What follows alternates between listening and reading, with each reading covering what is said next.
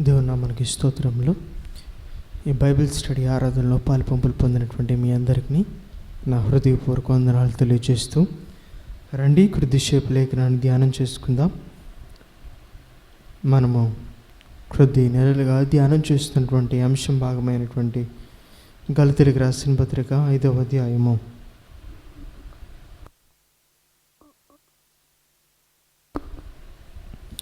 16వ వచనం నుండి 26వ వచనం వరకు చదువుతాను. నేను చెప్పినదేమనగా, ఆత్మానుసారముగా నడుచుకునుడి, అప్పుడు మీరు శరీరేచ్ఛ నెరవేర్చరు. శరీరము ఆత్మకును, ఆత్మ శరీరమునకు విరోధముగా అపేక్షించును. ఇవి ఒకదానికొకటి వ్యతిరేకంగా ఉన్నవి గనుక మీరేవి చేయ నిశ్చయింతురో వాటిని చేయకుందరు. మీరు ఆత్మచేత నడిపింపబడినడలా ధర్మశాస్త్రమునకు లోనైన వారు కారు. శరీర కార్యములు స్పష్టమై ఉన్నవి. అవి ఏవనగా జారత్వము, అపవిత్రత, కామకత్వము, విగ్రహారాధన, అభిచారము, ద్వేషములు, కలహము, మత్సరములు, క్రోధములు, కక్షలు, భేదములు, విమతములు, అసూయలు, మత్తతులు, అల్లరితో కూడిన ఆటపాటలు మొదలైనవి. వీటిని గురించి నేను మునుపు చెప్పిన ప్రకారము ఇటు వాటిని చేయువారు దేవుని రాజ్యమును స్వతంత్రించుకున్నారని మీతో స్పష్టంగా చెప్పుచున్నాను. అయితే ఆత్మఫలమేమనగా ప్రేమ, సంతోషము, సమాధానము, దీర్ఘశాంతము, దయాళత్వము, మంచితనము, విశ్వాసము, సాత్వికము, ఆశానిగ్రహము. ఇటు వాటికి విరోధమైన నియమమేదీ లేదు. క్రీస్తు సంబంధులు శరీరమును దాని ఇచ్చలతోనూ దురాశలతోనూ సిలువ వేసి ఉన్నారు. మనం ఆత్మను అనుసరించి జీవించే వారమైతమా ఆత్మను అనుసరించి క్రమముగా నడుచుకుందాము. ఒకరినొకరు వివాదమునకు రేపకయు, ఒకరి ఎందొకరు అసూయపడకయు, వృధాగా అతిశయపడకయు ఉందము. తలలోంచి కంట్లు మూసుకున్నట్లయితే చిన్న ప్రార్థన చేసుకుందాం. పరిశుద్ధుడా, ప్రేమ నమ్మకమైనటువంటి మా ప్రియ పరలోకపు తండ్రి, మీ ఘనమైనటువంటి నామాన్ని బట్టి మిమ్మల్ని స్తుతిస్తూ మరి యొక్క రాత్రికాల సమయంలో మీ పరిశుద్ధ పాదాల సమీపమునకు చేరి ఉన్నాము. మీ మందిరంలో నిత్య సుఖమును సంతోషమును కలవని లేఖనాన్ని బట్టి మిమ్మల్ని స్తుతిస్తున్నాం. ఆ రోజు భక్తులు అంటున్నారు, దుప్పి నీటి వాగుల కొరకు ఆశపడినట్లు దేవా నీ కొరకు నా ప్రాణము తృష్ణ గొనుచున్నదని. వారు ఎందుకు అలాగూ అనగలుగుతున్నారో, ఎందుకు మీ కొరకు ఆకలి దెబ్బలు కలిగి ఉన్నారో, వారి ప్రాణములు మీతో ఎందుకు పెనవేసుకొని ఉన్నాయో కారణము నెమ్మది.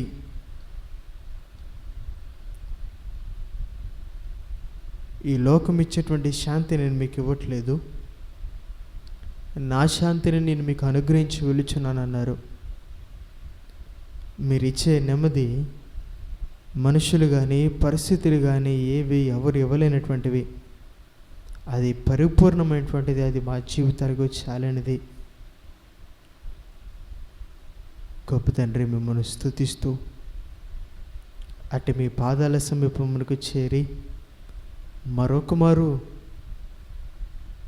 సమస్తమును మీ కృపకి అప్పచెప్పుకొనుచున్నాము. ఈ సమయమును నాకును మాకును మేలుకరంగాను దీవెనకరంగాను మీరు మలచి మరొకమారు లేఖన పద్యములో మా జీవితాలు మేము సరిచేసుకున్నట్లుగా సుస్పష్టంగా మాట్లాడుతుండగా వినగలగడానికి, గ్రహించగలగడానికి, అవలంబించగలగడానికి కృపనివ్వమని మీ యుద్ధ వేడుకుంటూ వింటున్న నామ యొక్క అంతరంగాల్లో మీ ఆత్మకార్యంను జరిగించి మహిమ పొందమని యేసుక్రీస్తు ప్రభువారి యొక్క ప్రశస్తమైనటువంటి నామం పేరిట అడిగి ప్రార్థించి వేడుకుంటున్నాను తండ్రి. ఆమేన్.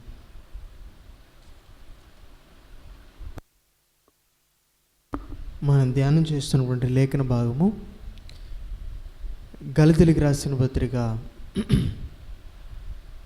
5వ అధ్యాయము 16వ వచనం నుండి 26 వచనాల్లో పౌలు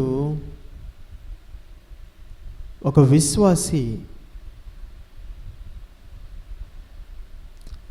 ఎట్లా తాను నడుచుకునవలసినటువంటి వాడో,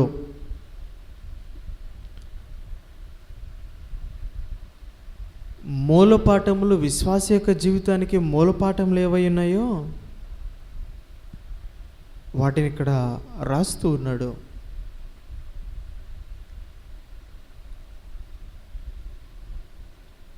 ఇలా అంటాను, చాలాసార్లు కొన్ని పరిస్థితులను బట్టి వయసు పైబడిన వారు అంటే ఆ తరగతిలో చదువుకోవాల్సినటువంటి విద్యార్థి యొక్క వయసు కంటే వయసు పైబడిన వారు వచ్చి కొన్ని మార్లు చదువుకుంటారు. ఆ కుటుంబ పరిస్థితులను బట్టి వివాహం అయిన తర్వాత ఆ వ్యక్తులు వచ్చి చదువుకుంటూ ఉంటారు. అది కొన్ని మార్లు అది ఎలా కనిపిస్తుందంటే ఎబ్బెట్టుగా. ఇక్కడ ఇలా అంటాను,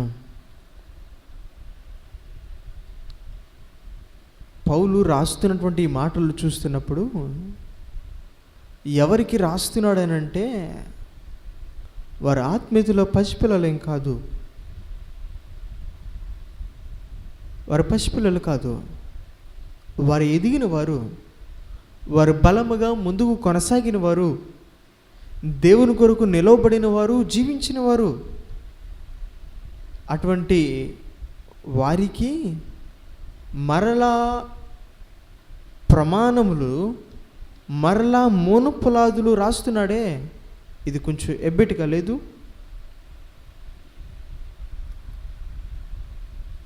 కారణం ఏమిటి అనంటే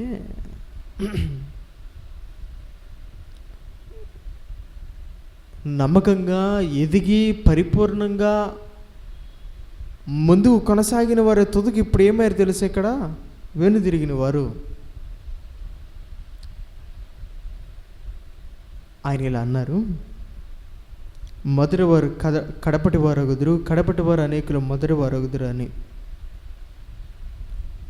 విశ్వాస జీవిత ఆరంభాన్ని ఎలా ఆరంభించామో కానీ అంతమది నీరు గారింది ఉండకూడదు. నాడు ప్రకటన గ్రంథంలో సంఘాలను జ్ఞాపకం చేస్తూ అంటున్నాడు, నువ్వు నినివెచ్చని స్థితిలో ఉన్నావు, నా నోటిలో నుంచి ఉమ్ము వేయబడతావు. నువ్వు దరిద్రుడిగా ఉండినప్పటికీ నువ్వు ధన సమృద్ధి కలిగిన వాడికి ఉన్నావు నువ్వు అనుకుంటున్నావు, కానీ నువ్వెవరు తెలుసా? దరిద్రుడివి. చాలాసార్లు భక్తి దగ్గర, ఆత్మీయత దగ్గర మనకున్నటువంటి అభిప్రాయము, భావన ఏంటి అని అంటే, నేను మంచి భక్తిని కొనసాగిస్తున్నాను, నేను యథార్థంగా దేవుని కొరకు జీవిస్తున్నాను, నేను ఒక నిజ క్రైస్తవుడు వలె జీవిస్తున్నాను, నేను పరిపూర్ణమైనటువంటి భక్తి జీవితాన్ని జీవిస్తున్నాను అనేటువంటి భావన, అభిప్రాయం మన అంతరంగాల్లో ఉంటాయి. ఇలా అంటాను, ఇప్పుడు దాన్ని కొలమానికలో కొలిచి దాన్ని చెప్పగలిగినది, సాక్ష్యాన్ని ఇవ్వగలిగినది ఎవరు అనంటే ఆయన మాత్రమే. ఖచ్చితంగా లెక్క చూచేవాడు ఆయన. లెక్క చూచిన ఆయన బల నమ్మకమైన మంచి దాసునిగా ఉన్నామో లేదో ఆయనే చెప్తాడు, ఆయనే సాక్ష్యాన్ని ఇస్తాడు. మంచి దాసులమా చెడ్డ దాసులమా అటువంటి సాక్ష్యాన్ని కూడా ఆయనే ఇస్తాడు. కానీ మనకు మనము సాక్ష్యాన్ని ఇచ్చుకుంటాం. అందుకని ఆనాడు యూదులు ఎలా ఉన్నారని యోహాను సువార్త రాస్తున్నాడంటే, వారు తమ్మును మాత్రమే తాము అంగీకరించుకునేవారట. తమ్మును తాము అంగీకరించుకునేవారు కానీ వారు ప్రభువును అంగీకరించేవారు కారట. వారి అభిప్రాయాలను, వారి ఉద్దేశాలను, వారు చేస్తున్నటువంటి క్రియలు మాత్రమే వారే అంగీకరిస్తారు. మేము చేస్తున్నదే సరైనది, ఈ విధానమే సరైనది, ఇదే దైవిక సంబంధమైనది, ఇదే భక్తి, ఇదే ఆత్మీయత అనేటువంటి భావన వారి అంతరంగాల్లో ఉంటాయి. కానీ ప్రభు వచ్చి ఇది కాదయ్యా సరైనది, ఇలా కాదయ్యా నడుచుకోవలసింది, ఇది కాదయ్యా చేయవలసిందంటే వారు అంగీకరించరట. ఇప్పుడు సరిగ్గా మన జీవితాలు అటువంటివి కావు. నాటి గలతీ సంఘమే కానీ నేటి సంఘమైనటువంటి మనమే కానీ నాటికి నేటికి అదే స్థితి.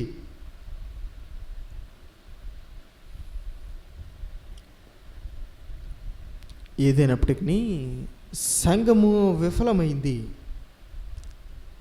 సంఘము వైఫల్యానికి గురైంది, సంఘము ఒకంత అజాగ్రత్తకు లోనయ్యి ఏమైందంటే మరలా మొదటి స్థితికి వచ్చింది. ఇప్పుడు ఆ సంఘానితో పౌలు ఈ పత్రికను రాస్తూ ఉన్నాడు. ఆ ప్రారంభ అధ్యాయాన్ని 2వ అధ్యాయము సగం వరకు మనం ధ్యానం చేస్తూనే వచ్చాం. పౌలు తన ఆరంభ దినాలని తను జ్ఞాపకం చేస్తున్నాడు. ఇక్కడ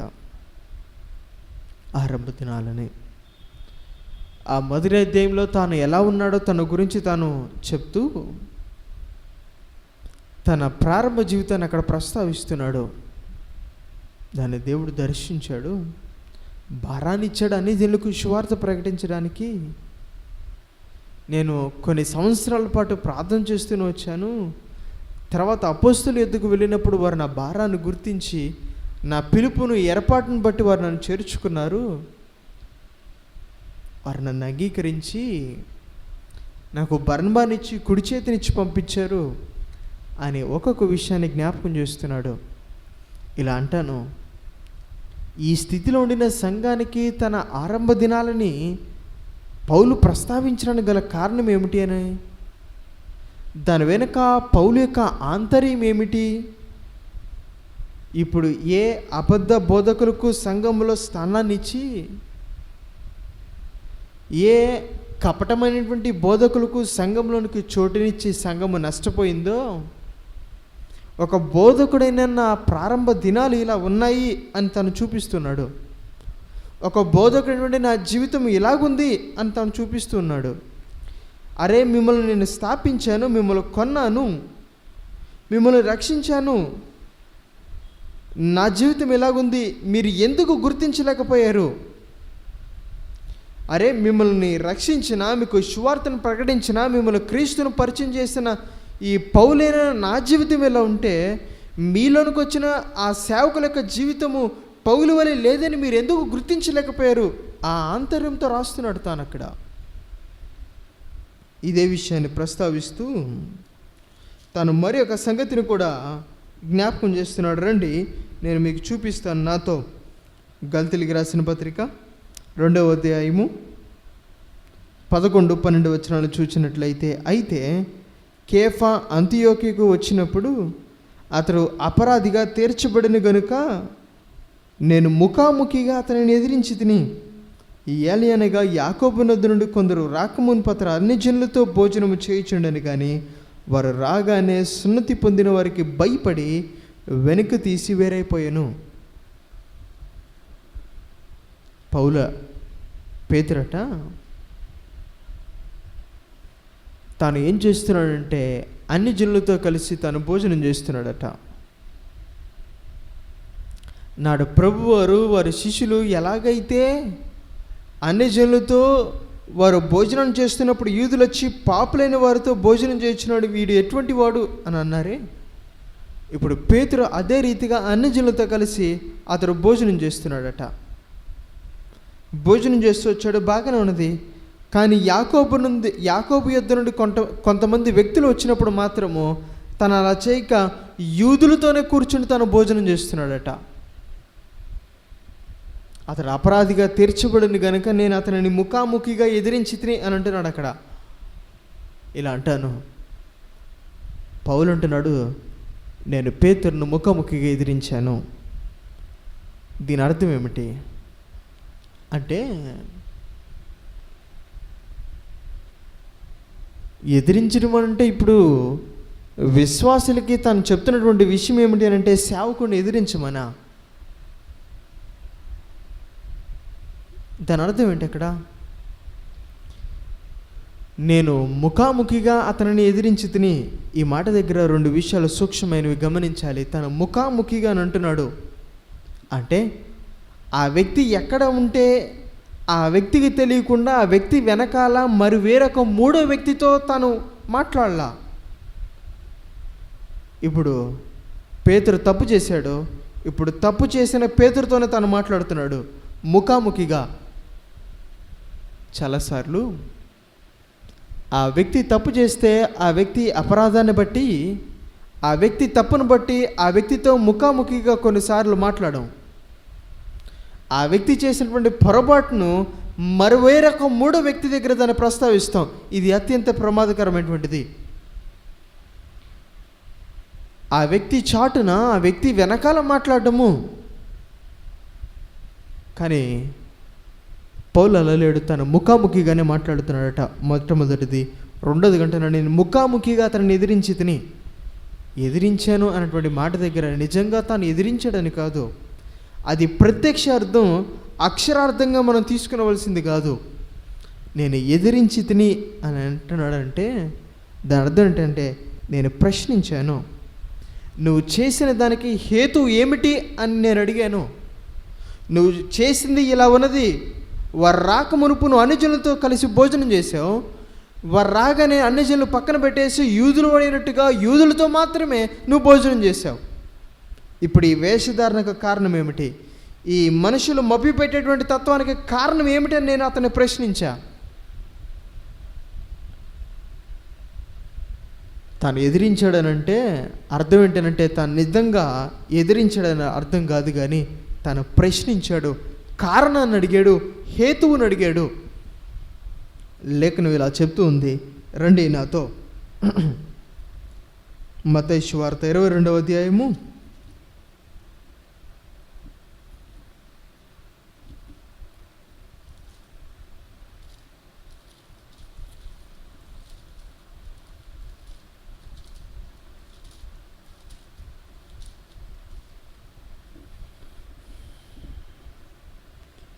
16వ వచనం చూసినట్లయితే, బోధకుడా నీవు సత్యవంతుడవై ఉండి దేవుని మార్గమును సత్యముగా బోధించుచున్నావనియు, నువ్వు ఎవరిని లక్ష్య పెట్టవనియు మొహమాటము లేనివాడవనియు ఎరుగుదుము.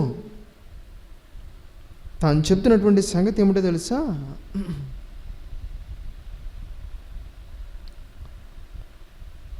నీకు ఎటువంటి మొహమాటం లేదు, నువ్వు ఎవరిని లక్ష్యం చేయవు, ఎవరిని కేర్ చేయవు. అంటే వారి భౌతిక సంబంధమైన స్థితి స్థాయిని బట్టి నీవు నీ వ్యక్తిత్వాన్ని మార్చుకో. నువ్వు ఎవరిని లక్ష్యం చేయో, ఎంత మాత్రం మొహమాటం లేనివాడువు నీవు. ప్రభువారి యొక్క నైజం అటువంటిది. ఇప్పుడు అదే నైజము సరిగ్గా మనకి పౌలులో కనిపిస్తుంది. తాను ఇప్పుడు ఎంతటి వాడు ఎవరు అని లక్ష్యం చేయట్లా, తను ఎంత మాత్రము మొహమాటము లేనటువంటి వాడిగా ఉన్నాడు. ఇది ప్రభువారి యొక్క నైజం. దీనిని భౌతిక సంబంధంగా ఏమనంటారో ఎలాగంటారో తెలియదు, కానీ ఆత్మ సంబంధంగా దానిని ఎలా అనొచ్చేమో. దేవుని దగ్గర, ఆత్మీయత దగ్గర రాజీ పడనితనం. దేవుని దగ్గర, ఆత్మీయత దగ్గర రాజీ పడని వారు ఎలా ఉంటారో తెలుసా? వారు దేనిని లక్ష్యం చేయరు, వారు దేనిని కేర్ చేయరు, వారు ఎంత మాత్రమూ మొహమాటం లేనటువంటి వారిగా ఉంటారు. దేవుని దగ్గర, భక్తి దగ్గర, ఆత్మీయత దగ్గర. ఇలా అంటాను ఇంకా అర్థమై, వారు నిక్కచ్చిగా ఉంటారు. సరిగ్గా పౌలుల అదే తత్వం కనిపిస్తుంది. ఇప్పుడు పేతురు దగ్గర తను ఎలా ఉంటున్నాడంటే నిక్కచ్చుకుంటున్నాడు. ఎందుకంటే జరిగింది ఆత్మ సంబంధమైనటువంటిది. అందుకనే లేఖనంలో ఇలా అంటాడు, చూపిస్తాను. తిమోతికి రాసిన పత్రిక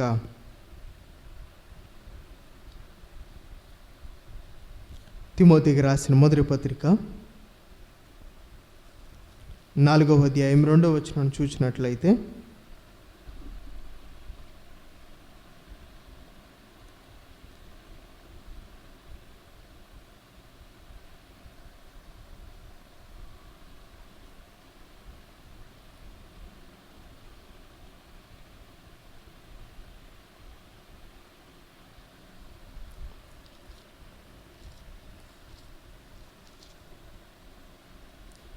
రెండవ పత్రిక చూడండి, తిమోతికి రాసిన రెండవ పత్రిక 4వ అధ్యాయం 2వ వచనము. వాక్యమును ప్రకటించుము, సమయమందును అసమయమందును ప్రయాసపడము, సంపూర్ణమైన దీర్ఘశాంతముతో ఉపదేశించుచు, ఖండించుచు, గద్దించుము, బుద్ధి చెప్పుము. తాను చెప్తున్నటువంటిది ఏమిటి అని అంటే, ఉపదేశించడము మాత్రమే కాదు నువ్వు చేయవలసింది. ఏ పౌలైతే అక్కడ ఖండిస్తున్నాడో, ప్రశ్నిస్తున్నాడో, హేతు అడుగుతున్నాడో, కారణాన్ని అడుగుతున్నాడో, ఇప్పుడు అదే పౌలు తిమోతితో అంటున్నాడు, నువ్వు వాక్యాన్ని ఉపదేశించాలి. అది మాత్రమే చాలదు, నువ్వు గద్దించేవాడుగా ఉండాలి, నువ్వు ఖండించేవాడుగా ఉండాలి, నువ్వు బుద్ధి చెప్పేటువంటి వాడుగా ఉండాలి. ఇక్కడ ఒక సంగతిని నేను జ్ఞాపకం చేసేసి త్వరగా ముందు కొనసాగుతాను.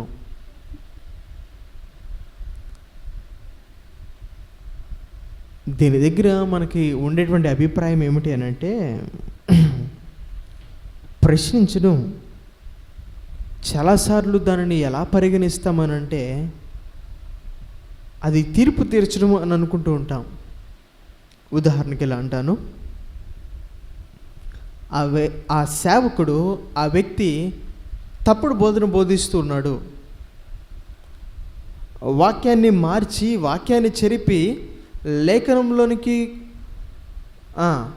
తన సొంత ఇచ్చలు చెప్పినటువంటి కలిగినటువంటి ఆ బోధను తాను చేర్చి తన స్వార్థం కోసమై తాను లేఖనంలో నుంచి కొన్ని తీసివేసి తప్పుడు బోధలు చేస్తున్నాడు. ఇప్పుడు ఏం చేయాలి? ప్రశ్నించడం సరైనది కాదు. ఖచ్చితంగా ప్రశ్నించాలి, కారణం అడగాలి, హేతు అడగాలి. వాక్యం ఇలా చెప్తూ ఉంది, వాక్యం ఇలా చెప్తూ ఉంటే నువ్వు ఎందుకు వాక్యాన్ని ఇలా చెప్తున్నావు, దీనికి కారణం ఏమిటి, దీనికి హేతు ఏమిటి, ప్రశ్నించాలి. ఇలా అంటాను. ఇప్పుడు ప్రశ్నించే దాని దగ్గర అనుకుంటూ ఉంటాము, నేను తీర్పు తీరుస్తున్నానేమో, దేవుడే చూసుకుంటాడేమో. తీర్పు తీర్చడం మన పని కాదు. తీర్పుకు ప్రశ్నించడానికి మధ్య వ్యత్యాసాన్ని గుర్తెరగని తరం ఇది.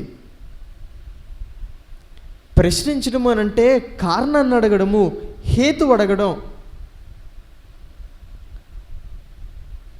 తీర్పు తీర్చడం అంటే ఆ వ్యక్తిని నువ్వు ఇది అని మనం జడ్జి చేయడం.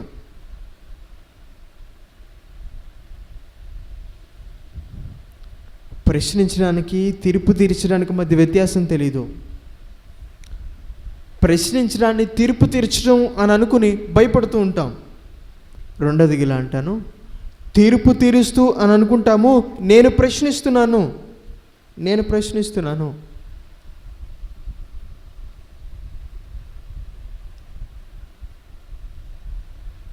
ఆ వ్యక్తిని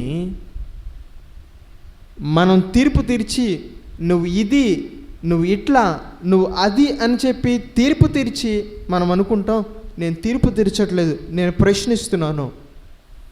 ఈ రెండింటి మధ్య ఖచ్చితంగా వ్యత్యాసాన్ని గుర్తెరగాలి. ఎప్పుడు మనము ఎదురు వ్యక్తిని తప్పుడు బోధలు చేసేవారినే కానీ ఎవరైనా ప్రశ్నించగలుగుతామనంటే మనము బెరియా సంఘం వల్లే లేఖనాల్ని పరిశోధించేటువంటి వారికి ఉండినప్పుడు మాత్రమే. ఆనాడు వారు గనులై ఉండిరి కనుక అపోస్తులు చెప్పినవి అలాగున్నవో లేవో వారి లేఖనాల్ని ప్రతిదినము పరిశోధించుచూ వచ్చారట. నా ప్రియ వినికరి, నేటి సంఘం చేస్తున్నటువంటి పొరపాటు ఇదే. తీర్పు తీరుస్తున్నామేమో అన్నటువంటి భయముతో వారు ప్రశ్నించలేకపోతున్నారు, వారు ఖండించలేకపోతున్నారు, గద్దించలేకపోతున్నారు, బుద్ధి చెప్పలేకపోతున్నారు, దేవుని కొరకు నిక్కచ్చిగా నిలవబడలేకపోతున్నారు. రెండోదిగా తీర్పు తీరుస్తూ అనుకుంటున్నారు, మేము ప్రశ్నిస్తున్నాము. సంఘం ఈ రెండింటి దగ్గర జాగ్రత్త వహించవలసిందే. ప్రతి విశ్వాసి జాగ్రత్త వహించవలసిన వాడే. ఆనాడు గల్తీ సంఘము ఈ విషయం దగ్గర జాగ్రత్త వహించలా. ఎందుకు ఈ సంగతులన్నీ రాస్తున్నాడు పౌలు ఆ పత్రికలోనంటే దాని వెనక ఆంతర్యం ఏమిటి అంటే, పౌలు ప్రశ్నిస్తున్నాడు, వారిని అడుగుతున్నారు. నేను ఇలా ప్రశ్నించాను, ముఖాముఖిగా అతన్ని ఎదిరించాను, మీరెందుకు తప్పుడు బోధలు చేస్తున్న వారిని ఎదిరించట్లేదు? ఎందుకు ప్రశ్నించట్లేదు? ఎందుకు హేతువుని అడగట్లేదు? ఎందుకు కారణాన్ని అడగట్లేదు? తను అక్కడ ఏం చేస్తున్నాడంటే తను అక్కడ వారిని పరోక్షంగా ప్రశ్నిస్తున్నాడు. సంఘమైన మనమందరం జాగ్రత్త వహించవలసిన వారం. ఖచ్చితంగా కుటుంబాల్లో తల్లిదండ్రులుగా మీరు మీ బిడ్డల్ని ప్రశ్నించగలుగుతున్నారా? వారు తప్పుడు నడవడిక దగ్గర, వారి ఆత్మీయహీనమైనటువంటి ప్రవర్తన దగ్గర, దేవునిని విడిచి దూరమైనటువంటి నడవడిక దగ్గర ఖచ్చితంగా ప్రశ్నించగలుగుతున్నారా? ఖచ్చితంగా హేతువును అడగలుగుతున్నారా? మీరు ఖచ్చితంగా నిక్కచ్చిగా రాజీ పడకుండా నిలబడగలుగుతున్నారా? లేదా చూసి చూడనట్లుగానే మొహమాటముతో జాగ్రత్త వహించవలసిన వారు. విశ్వాసులుగా కూడా సేవకులు చేస్తున్నటువంటి ఏ బోధ, అది నేనైనా కావచ్చు, మరి ఎవరైనా కావచ్చు, అది ఏ సేవకుడైనా ఎంతటి వారైనప్పటికీ వారు చేస్తున్నటువంటి బోధలను అలాగున్నవో లేవో లేఖనాల్ని పరిశోధిస్తూ మనం ఖచ్చితంగా హేతు అడగలిగినటువంటి వారిగా ఉండాలి, ప్రశ్నించగలిగిన వారిగా ఉండాలి. దానిలో తప్పు లేదు, కానీ తీర్పు తీర్చుకున్నట్లు జాగ్రత్త వహించాలి. రండి, ఈ లేఖనంలోనికి ముందు కొనసాగిపోదాం. మనం గలతీయులకు రాసిన పత్రిక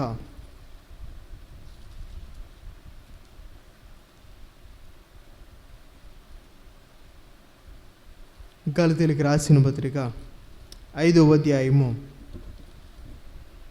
22వ వచనాన్ని చూసినట్లయితే, అయితే ఆత్మఫలమేమనగా ప్రేమ, సంతోషము, సమాధానము, దీర్ఘశాంతము, దయాలత్వము. గత వారం నేను జ్ఞాపకం చేశాను. దయాలత్వము అనేటువంటి ఆత్మీయ ఫలమును గురించి. జాలి అంటే ఏమిటో, దయ అంటే, దయాలత్వము అంటే ఏమిటో, ఆ రెండింటికి మధ్య వ్యత్యాసం ఏమిటో నేను జ్ఞాపకం చేశాను. జాలి అని అంటే ఆ వ్యక్తి స్థితిగతులను చూసినప్పుడు అంతరంగం భావోద్వేగానికి లోనయ్యి ఎంతో కొంత చేయదలిచినటువంటి సహాయం చేసి చేతులు దులిపేసుకునేటువంటిది జాలి. అది ప్రస్తుత పరిస్థితిని బట్టి స్వల్పకాలమైనటువంటి భావోద్వేగానికి లోనవుతుంది, అది జాలి.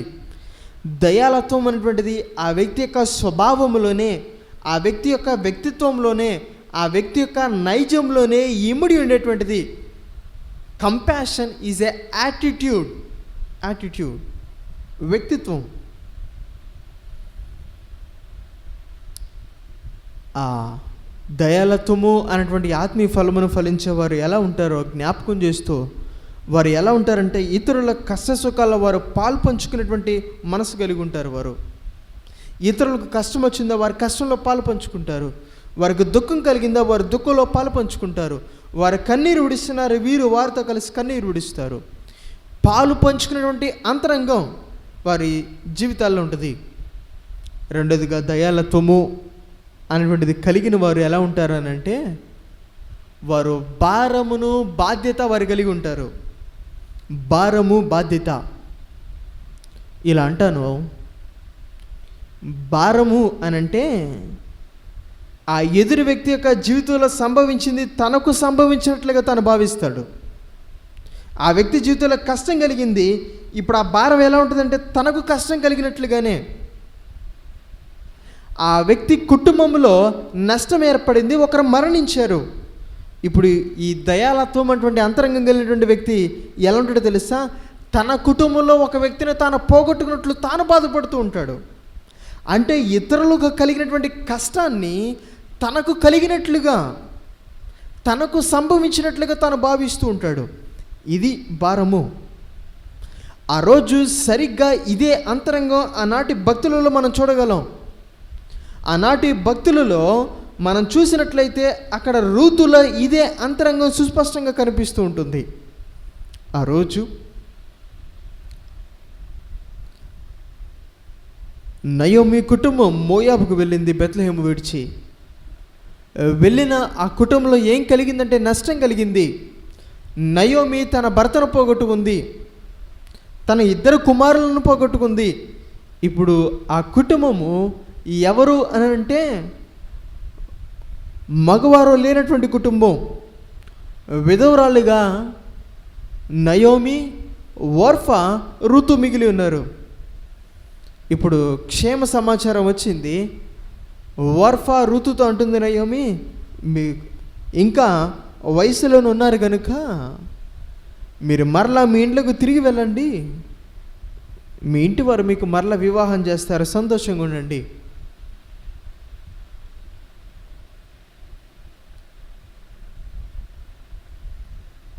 ఓర్ఫా తిరిగి వెళ్ళిపోయింది. కానీ ఋతు తన అత్తను హత్తుకున్నది, తన అత్తను ముద్దు పెట్టుకున్నది.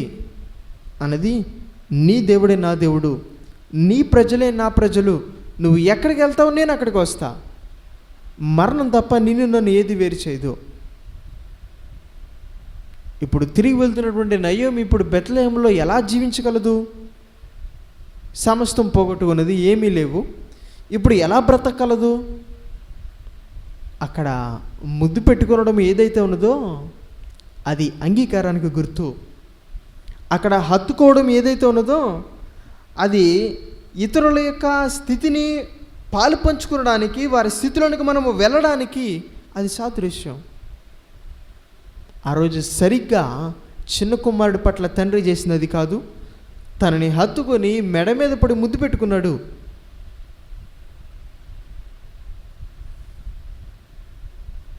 వారి అంతరంగాల్లో ఏమి ఉంటుందంటే, ఇతరులకు కలిగినవి తమకు కలిగినట్లుగా వారు భావిస్తూ ఉంటారు. వారు ఇతరుల కష్టము పట్టని వారిగా ఉండరు, ఇతరుల సమస్య పట్టనటువంటి వారిగా ఉండరు.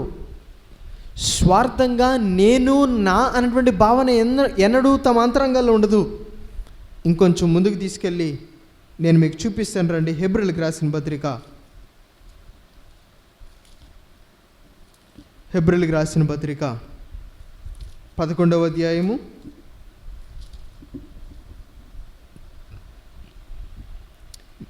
24వ వచనం నుండి, మోషే పెద్దవాడైనప్పుడు విశ్వాసమును బట్టి ఐగుప్తు ధనము కంటే క్రీస్తు విషయమైన నింద గొప్ప భాగ్యమని ఎంచుకుని అల్పకాల పాప భోగము అనుభవించుట కంటే దేవుని ప్రజలతో శ్రమ అనుభవించటం మేలని యోచించి ఫరో కుమార్తె యొక్క కుమారుడని అనిపించుకున్నటకు ఒప్పుకొనలేదు. ఏలయనగా అతడు ప్రతిఫలంగా కలగబో బహుమానం నందు దృష్టించెను. ఇప్పుడు ఇశ్రాయేలు కలిగినటువంటి శ్రమను తనకు కలిగినట్లుగా వారు ఉంటున్నటువంటి పరిస్థితులు చూసినటువంటి వాడైన మోషే తన ప్రజలు అనుభవిస్తున్నటువంటి బాధ తనకు కలుగుతున్నట్లుగా దేవుని ప్రజలతో శ్రమ అనుభవించడం మేలు. ఇలా అంటాను, భర్తగా నీ కుటుంబపు బాధ్యత నీకు పట్టనదైనది నేడు. భార్యగా నీ కుటుంబపు బాధ్యత, నీ కుటుంబాన్ని కట్టుకొనడము నీకు పట్టనదైనది నేడు.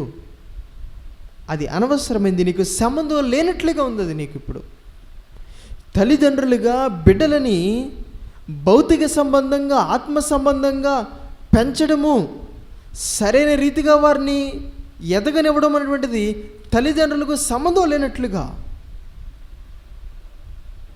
వారికి కావాల్సిన అవసరాలు తీర్చేస్తూ, వారికి ధనాన్ని ఇస్తూ, నైతిక అవసరాలు తీర్చేస్తూ, వారికి చదువునిస్తూ, ఇది బాధ్యత, ఇది బిడ్డలు పెంచడం.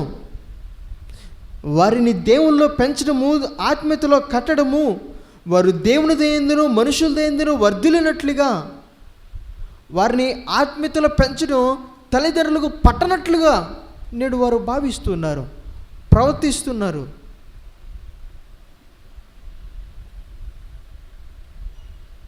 ఈ స్థితి దగ్గర జాగ్రత్త వహించవలసిన వారు. నేడు విశ్వాసిగా సమాజ స్థితి, తోటివాడి స్థితి నీకు పట్టనదైనది. నేడు నీ తోటి విశ్వాసి యొక్క కుటుంబంలో కష్టం నీకు పట్టనదైనది. వాడి బాధ తెలియదు, వాడి కష్టం తెలియదు, వాడి ఇబ్బంది తెలియదు.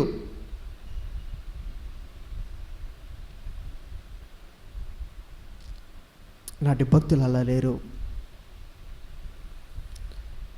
దయాలత్వం అటువంటి ఆత్మీయ ఫలము కలిగి ఉన్నటువంటి వ్యక్తి భారము బాధ్యత కలిగి ఉంటాడు. ఆ భారము ఏం చేస్తుందంటే ఆ వ్యక్తిని ఆ ఎదురు వ్యక్తి కలిగినటువంటి ఇబ్బంది సమస్య తనకు కలిగినట్లుగా భావించేలాగా చేస్తుంది. మౌనంగా ఉండనివ్వదు.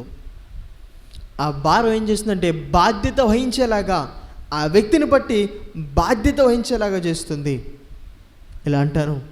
ఇదే విషయాన్ని పౌలు రోమీలో ఉన్నటువంటి సంఘానితో రాస్తూ, నా హృదయంలో మానని వేదనయు దుఃఖము ఉన్నాయి, నేను అబద్ధం ఆడట్లేదు, నేను నిజమే చెప్తున్నాను అంటున్నాడు. ఇప్పుడు నశించుచున్న అన్ని జనులు ఉండినటువంటి దుస్థితి తను చూస్తున్నాడు.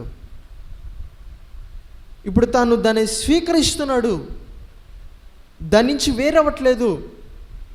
భారాన్ని కలిగినటువంటి తను ఏం చేస్తున్నాడు అని అంటే 15వ అధ్యాయంలో చెప్తూ, క్రీస్తు నామమును ఎరగని చోట్ల సువార్త ప్రకటించినటువంటి ఆశ నాకున్నది, నేను అలాగూ చేశాను అని అంటున్నాడు. ఇప్పుడు భారం ఏం చేసిందంటే బాధ్యత వహించేలాగా చేసింది. బాధ్యత వహించేలాగా. ఆ రోజు మోషే యొక్క అంతరంగంలో ఉన్నటువంటి భారం ఏం చేసిందంటే బాధ్యత వహించేలాగా చేసింది. రూతు యొక్క అంతరంగంలో ఉన్నటువంటి భారం ఏం చేసిందంటే బాధ్యత వహించేలాగా చేసింది. పౌలు యొక్క అంతరంగంలో ఉన్నటువంటి భారం ఏం చేసిందంటే బాధ్యత వహించేలాగా చేసింది. ఎలా అంటాను, ఎందుకు నీ కుటుంబం పట్ల బాధ్యత లేని వాడిగా ఉన్నావు? ఎందుకు తోటి విశ్వాసి పట్ల బాధ్యత లేని వాడిగా ఉన్నావు? ఎందుకు సమాజం పట్ల, ఎదురు వ్యక్తి పట్ల, పొరుగువాని పట్ల బాధ్యత లేనటువంటి వాడిగా ఉన్నావు? ఎందుకో తెలుసా? నువ్వు భారం లేనటువంటి వ్యక్తివి. ఇతరులకు కలిగినవి నీకు పట్టవు. సంబంధం లేనట్లుగా స్వార్థపూరితమైనటువంటి జీవితంతో నేను నానటువంటి భావనతో నువ్వు కొనసాగుతున్నటువంటి వ్యక్తివి.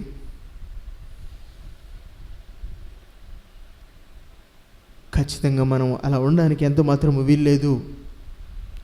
ఆత్మీయత ఉన్నతమైనటువంటి శిఖరము, ఆత్మీయత ఉన్నతమైనటువంటి ఎదుగుదలకు నిదర్శనము, ఆనవాలు ఏమిటి అని అంటే మనము ఆత్మ ఫలములు ఫలించడము, దయాలత్వం కలిగి ఉండడం. మనము ఇతరుల కష్టసుఖాల్లో పాలు పంచుకునేటువంటి వారికి ఉండాలి. మనము ఇతరుల పట్ల భారమును, బాధ్యత కలిగి ఉండాలి. ఒక విషయాన్ని నేను చూపిస్తాను. ఎస్తేరు గ్రంథము 9వ అధ్యాయము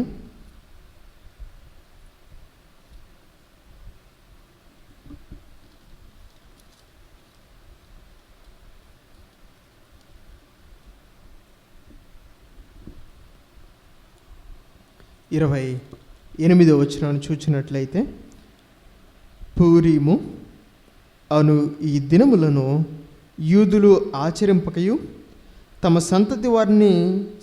సంతతి వారు వాటిని జ్ఞాపకం ఉంచుకొనకయు మానకుండునట్లు నిర్ణయించుకొని ఆ సంగతిని మరిచిపోకుండానట్లు తమ మీదను, తమ సంతతి వారి మీదను, తమతో కలుసుకునే వారి మీదను అది ఒక బాధ్యతగా ఉండునని ఒప్పుకొనిరి. పూరీము అంటే ఏ దినానైతే యూదుల క్షేమం కోసం, వారిని సంహరించడానికి వీలు లేదని, ఏ దినానైతే అహష్వేరోషు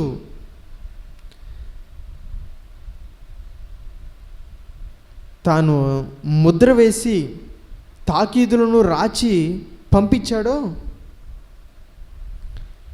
ఆ దినము పూరీమట. ఆ కాలము నుండి నేటి వరకు ప్రతి ఏటా యూదులట పూరీమును ఆచరిస్తారంట. అంటే ఏం చేస్తారనంటే ఆ దినాన ఆనాడు దేవుడు వారిని జ్ఞాపకం చేసుకుని ఏ రీతిగా మరణమైనటువంటి వారిని, వారి శేషము కూడా మిగలకుండా మరణించే పరిస్థితుల మధ్యకు వెళ్ళిన వారిని దేవుడు ఎలా సంరక్షించాడో, ఎలా కాపాడాడో వారు తమ తర్వాతి తరములు తెలియకుండా కుండినట్లు వారు ఏం చేస్తారంటే ప్రతి ఏటా పూరీము ఆచరిస్తారట. ఆ దినాన పూర్వం జరిగినటువంటి సంగతులను తమ సంతతి వారికి, తమ తర్వాతి తరం వారికి తెలియజేస్తారట. అహష్వేరోషు కాలమునందు మొర్దెకై ఉండిన ఆ దినాలలో, ఎస్తేరు రాణిగా ఉండినటువంటి ఆ దినాలలో హామాను మా మీద కుట్ర పన్ని మమ్మల్ని శేషము కూడా మిగలకుండా చేయాలని నిశ్చయించిన ఆ దినాలలో దేవుడు మా పట్ల కనికరాన్ని చూపి, దయను చూపి, ఆయన మమ్మల్ని ఎలా సంరక్షించాడో, ఎలా నేటి వరకు సజీవులుగా ఉండినట్లు ఆయన కాపాడాడో అని తమ సంతతి వారికి తెలియజేస్తారట. ఈ పూరీమును ఆచరించడాన్ని తమ ఒక బాధ్యతగా స్వీకరించారట, బాధ్యతగా ఒప్పుకున్నారట. నువ్వు ఎందుకు ఇతరుల కష్టాన్ని ఒక బాధ్యతగా తీసుకోలేకపోతున్నావు? ఇతరుల సమస్యలను, ఇతరుల యొక్క ఇబ్బందులను ఎందుకు ఒక బాధ్యతగా దాన్ని భావించలేకపోతున్నావు? భారం లేదు.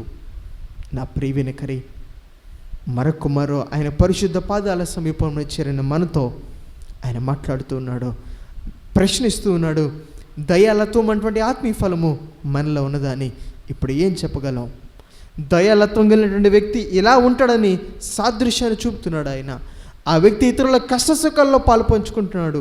మరి నువ్వు ఎలా ఉంటున్నావు అని అడుగుతున్నాడు. ఆ వ్యక్తి భారమును, బాధ్యతను కలిగి ఉంటాడు.